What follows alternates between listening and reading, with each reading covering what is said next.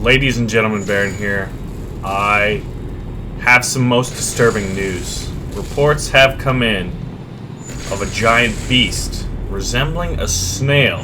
That is correct, resembling a snail attacking the city of Berlin, currently in the outskirts, in the suburbs, wrecking neighborhoods, entire buildings as he goes in his slimy wake of doom. Here's a close-up of the beast from the east. Some are calling him Gaijilla.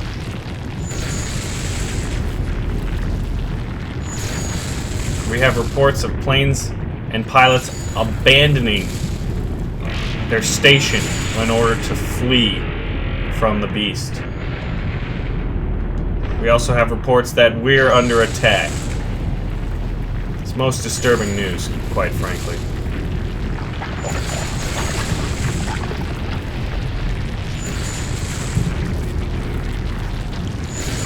Good lord. A big wave of electricity just passed over our aircraft. We've taken some damage, ironically not from the beast, but from what appeared to be coalition planes.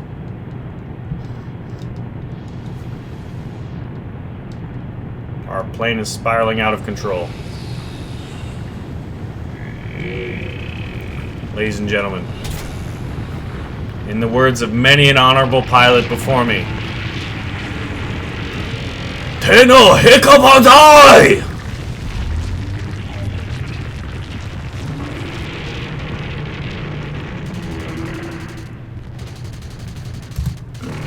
We have been shot down.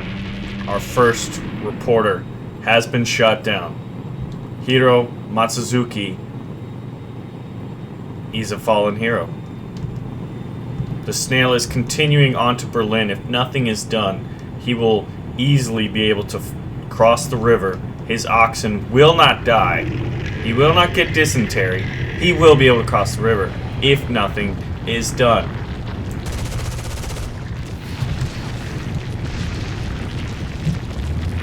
The coalition fighters are still looking for places of weakness. They're still fighting amongst each other. There seems to be a disagreement as to the origin of this mighty beast. Many theories abound. Is this just the result of nuclear weapons being tested on snail farms? Is it the result of a giant rift in the bottom of the ocean, able to transport via wormhole entire creatures from different planets? Is Harry still a douchebag and must be rid of this world? These are questions everyone is asking, and apparently it is causing unrest between the coalition fighters. They have changed their colors. Some joining red, who believe that Gaijilla here was actually a result of nuclear testing. And the blue team, who quite frankly have no idea where Gaijilla came from. Most of them are too drunk off schnapps and sake bombs to really form a theory.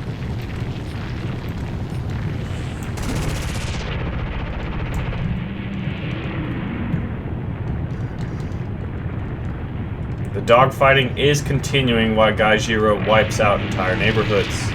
I'm participating in it because I am an idiot.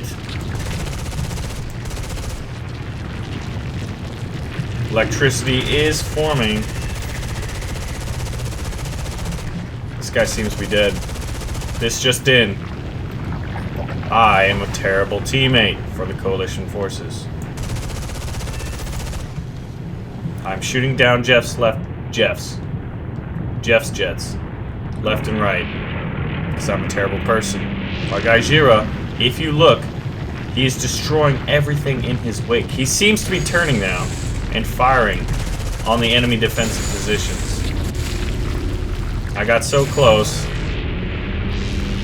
I high-fived his eyeball. We're going back in. We're using an old experimental aircraft that the Japanese used. We seem to be out of jets at this time. We need speed in order to be able to view this giant creature without experiencing potential harm.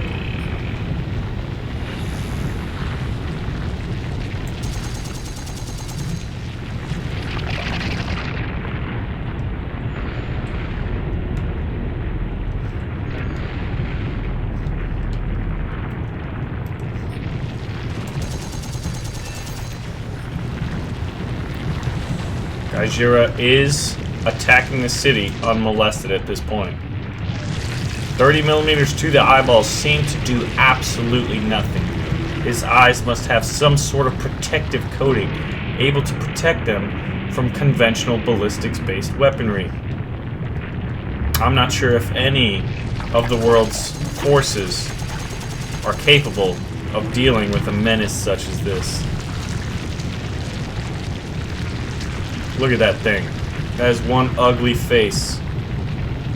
A face, more than likely, only a mother of giant snails could love.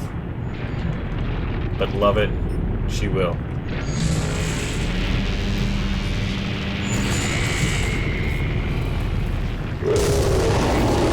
The beast has been killed. It looks like Rovert, hero of humanity, and Berlin, for they're not the same thing, has killed the beast. With what weapons we can only guess.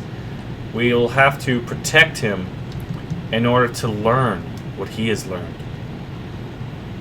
Where are you, O great hero?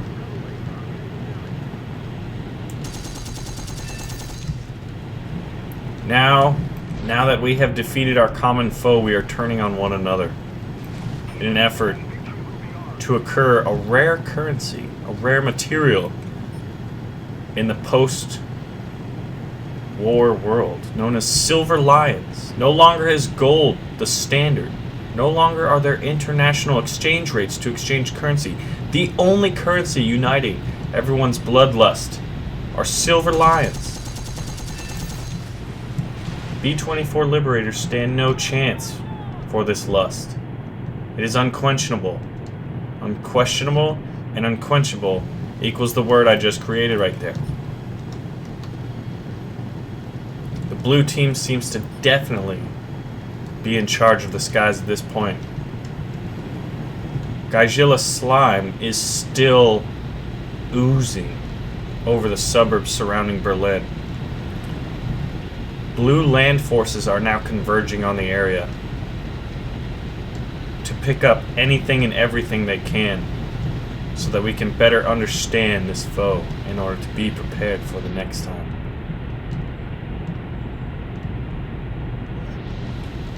There are a few enemies still fleeing, and there are many dead Germans in the wake of Gaijilla. We're almost out of fuel on our experimental aircraft here. We will have to be forced to land momentarily. We're going to check our score. Because why not?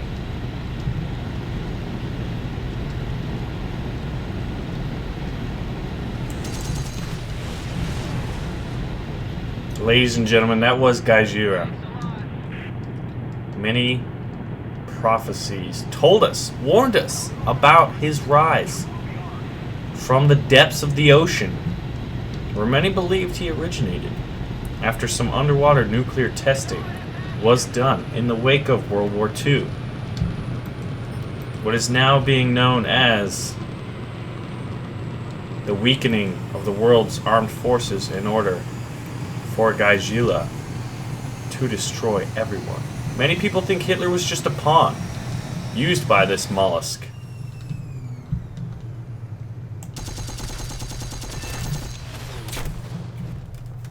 Trollalal has lived up to his name. Ladies and gentlemen, I am uncertain of where this creature originated or how. I've been told by my news network that we need any and all theories. If you know anything, please let us know. In the most detailed story, the origin of Gaijilla, and I can promise you that I will read out in a live video your story if it's freaking awesome. So now we must kill B-17 heavy bombers.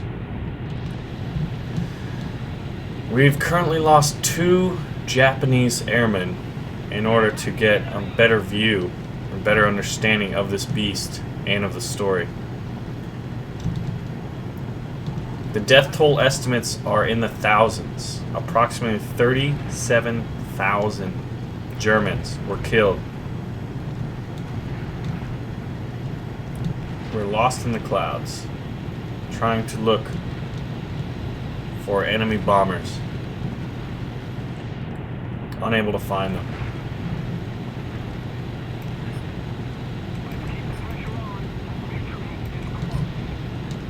There seems to only be a few remnants of red resistance. Looks like the Nyan Gandalf cat is going down. He was very much looking forward to the ability and the opportunity to test out the Gaijilla slime. Tralala must die. Everyone knows it.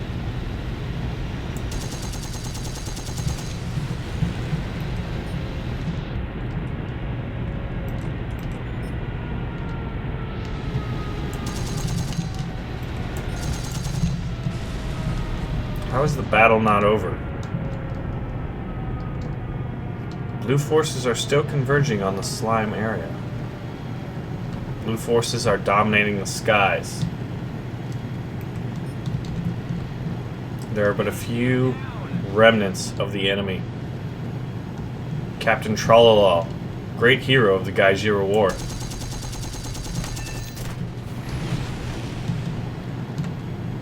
Who now appears to have a damaged oil tank.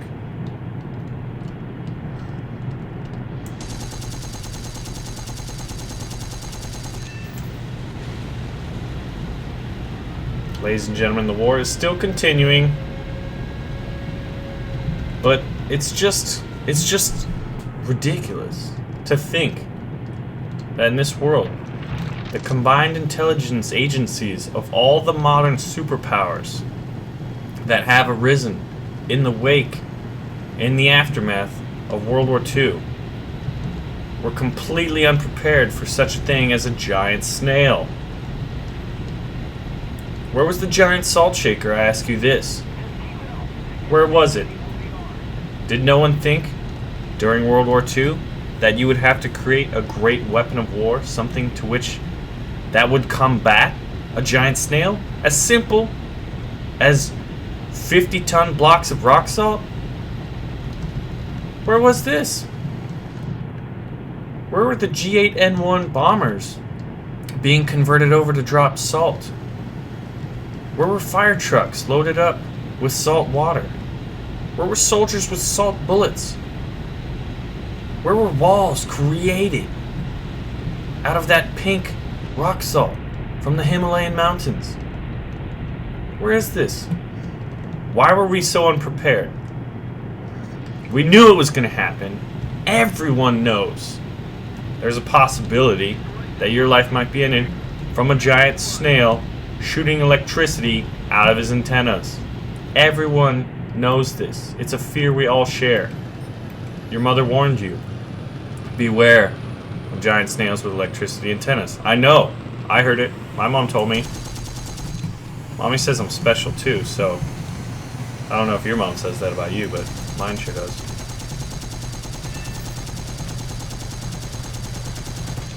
Flying fortress indeed.